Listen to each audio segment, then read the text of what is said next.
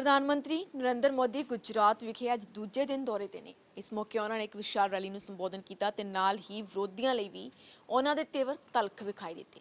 ਮੋਦੀ ਨੇ ਕਿਹਾ ਕਿ ਉਹ ਅੱਤਵਾਦ ਤੇ ਸਟ੍ਰਾਈਕ ਕਰ ਰਹੇ ਨੇ ਤੇ ਵਿਰੋਧੀ ਉਹਨਾਂ ਤੇ। ਇਸ ਮੌਕੇ ਮੋਦੀ ਨੇ ਪ੍ਰਧਾਨ ਮੰਤਰੀ श्रम योगी मानधन योजना की शुरुआत भी की थी। योजना लेकर के ये आपका मजदूर नंबर 1, मैंने लाल किले से कहा था, मैं देश का मजदूर नंबर 1 हूं। साथियों, पहले जिस दल की सरकार थी जिसने दशकों तक देश पर शासन किया, वो जब गरीब को एक मानसिक अवस्था समझे, आप देखिए कैसे नेता है, ऐसे नेता 55 साल राज किया और टीवी इंटरव्यू में कहते हैं, भाषण में कहते हैं, गरीबी बरीबी कुछ नहीं होती है, ये तो एक मानसिक अवस्था होती है। अरे जिनके लिए गरीबी ये सिर्फ फोटो खिंचवाने का खेल होता है, जिसने कभी भूखे पेट रात को सोना पड़े तो कैसे रात कटती है, इसका जिसको पता नहीं है, उसके लिए गरीबी एक मानसिक अवस्था होती है। हमारे लिए तो गरीबी एक बहुत बड़ी चुनौती है। गरीबी से जूझने के लिए पूरा परिवार खप जाता है। भाइयों बहनों, भारत में गरीबी ये मानसिक अवस्था नहीं है, बल्कि ऐसी सोच वालों की गलत मानसिकता और गलत नीतियों का ये जीता जागता सबूत है, उसी का परिणाम है। कोई भी गरीब, अनपढ़ भी हो, घर काम करने वाली मां हो, वो भी आसानी से जुड़ सकती है।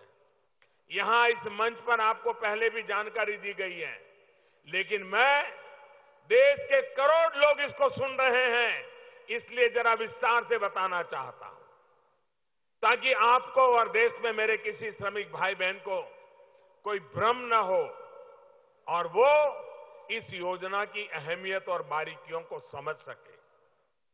साथियों, ऐसे श्रमिक जिनकी उम्र 18 साल से 40 वर्ष तक है और जिनकी कमाई, मासिक कमाई 15,000 रुपये या इससे कम है, तो वे इस योजना में जुड़ सकते हैं।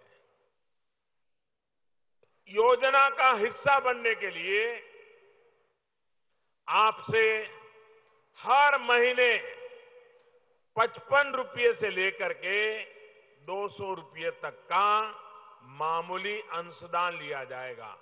कोई किसी का 55 होगा, किसी का 80 होगा, किसी का 90 होगा, किसी का 100 होगा।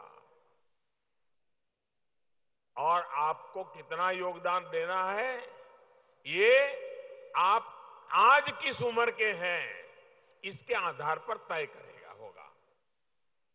जितना आप अंशदान देंगे, आज आप जो कुछ भी कमाते हैं, आपकी मेहनत की कमाई करते हैं, सरकार उसमें कुछ डालती नहीं है, लेकिन ये योजना ऐसी है कि आप इसमें जितना अंशदान देंगे उतने ही पैसे मोदी सरकार भी जमा करवाएगी।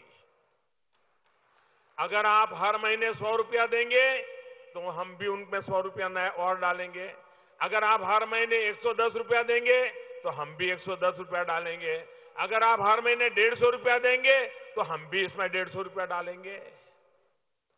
और साथियों, हमने ध्यान रखा है कि आपको ये सुविधा लेने के लिए कोई ज्यादा कागज वागज के चक्कर में न पड़ना पड़े, क्योंकि ये योजना पढ़ा लिखा हो, अनपढ़ हो, गांव का हो, शहर का हो, पुरुष हो, स्त्री हो, घर में काम करता हो, मजदूरी करता हो, खेत में काम करता हो, कारखाने में काम करता हो, सबके लिए है। योजना का हिस्सा बनने के लिए बस मेरे श्रमिक साथियों को अपने नजदीकी कॉमन सर्विस सेंटर में जाना होगा।